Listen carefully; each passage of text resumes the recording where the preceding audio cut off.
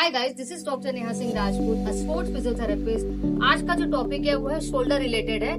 आजकल मैक्सिमम लोगों को देखो तो मैं शोल्डर पेन से सफर कर रहे हैं, बट यस, कब पता आपको होना चाहिए कि अब आपको एक्सपर्ट की जरूरत है, ताकि आगे जाके आपका जो ये शोल्डर पेन है वो सीवियर रूप में कन्वर्ट ना हो, चेंज ना हो। तो मैं आपको ऐसे ही 3 वार्निंग साइन बताऊंगी। इसमें से तीनों में से भी किसी भी एक वार्निंग साइन को आप अगर समझ जाएंगे और आप राइट टाइम पे एक्सपर्ट के पास चल जाएंगे तो आप बहुत सालों या बहुत महीनों तक उस शोल्डर की प्रॉब्लम से सफर नहीं करेंगे।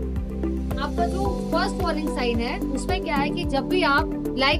रात को सीधा लेट रहे हैं, जब आप सिर्फ सो रहे हैं, तभी आपको शोल्डर में चपका या बर्निंग या पेन सा निडल जैसा सेंसेशन पेन हो रहा है, जिसकी वजह से आप कंफर्टेबली नहीं सो पा रहे हैं। या फिर आप जब भी साइड करवट बदल रहे हैं तब आपको शार्प शोल्डर में पेन हो रहा है, तो ये आपकी रोटेटर कफ इंजरी होने की वजह से ही होती है। ये आपकी फर्स्ट वार्निंग है। बिकॉज क्या होता है, रोटेटर कफ जो मसल है वो आपका जो शोल्डर का ये जो एक्लूमेंट प्रोसेस है इसके नीचे से पास करके शोल्डर की तरफ आपका ह्यूमरस के हेड की तरफ आता है। तो जब भी आप सो रहे हैं साइड वे में तो आपका जो मसल टेंडन है वो एक्लूमेंट प्रोसेस से प्रेशर हो रहा है, उस पर प्रेशर पड़ रही है, बिकॉज वो इन्फ्लेम्ड है। इसी की वजह से आपको सोने के टाइम पे भी पेन हो रही है। तो ये आपका फर्स्ट वार्निंग साइन है। सेकेंड है आपको कि जब भी आप कोई भी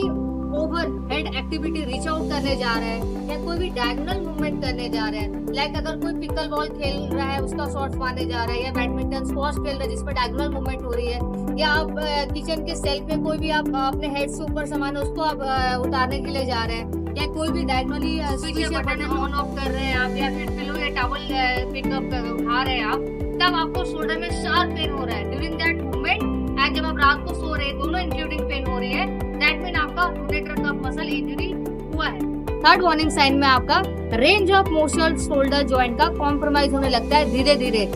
आप जिस तरीके से विदाउट इंजरी आप पूरा शोल्डर जॉइंट को ऊपर की तरफ लिफ्ट करते हैं, आफ्टर दिस इंजरी क्या होता है, आप थोड़ा सा रेंज ऑफ मोशन कॉम्प्रोमाइज हो जाता है। आप पूरा हाथ ऊपर नहीं उठा पा रहे, पेनफुल में आप रेंज ऑफ मोशन आपकी शोल्डर की आपकी जो मूवमेंट है वो पेनफुल हो रही है, आइदर साइड से उठाते वक्त या फॉरवर्ड उठाते वक्त, या शोल्डर पीछे की तरफ रीच आउट कर रहे हैं आप, या इस तरीके से मूवमेंट कर रहे हैं, आपको ये रोटेशनल मूवमेंट में शार्प पेन हो रही है, प्लस रेंज ऑफ मोशन भी आपका धीरे धीरे कॉम्प्रोमाइज हो रहा है, मतलब आप हाथ ज्यादा उठा नहीं पा रहे। तीनों में से कोई भी अगर वार्निंग साइन आप समझते हैं और आप किसी भी एक एक्सपर्ट एक क्वालिफाइड फिजियोथेरेपिस्ट के पास जा रहे हैं या एक ऑर्थोपेडिशियन के पास जा रहे हैं, तो वो आपके प्रॉब्लम को अच्छे से समझेंगे और आपको अच्छे से गाइडलाइन देंगे, ताकि ये जो इंजरी आगे जाके सीवियर रूप में कन्वर्ट होगी वो लाइट स्टेज में ही रिकवर कर जाए। क्योंकि आपका बॉडी है आपका, तो आपके बॉडी का रिस्पॉन्सिबिलिटी आपको खुद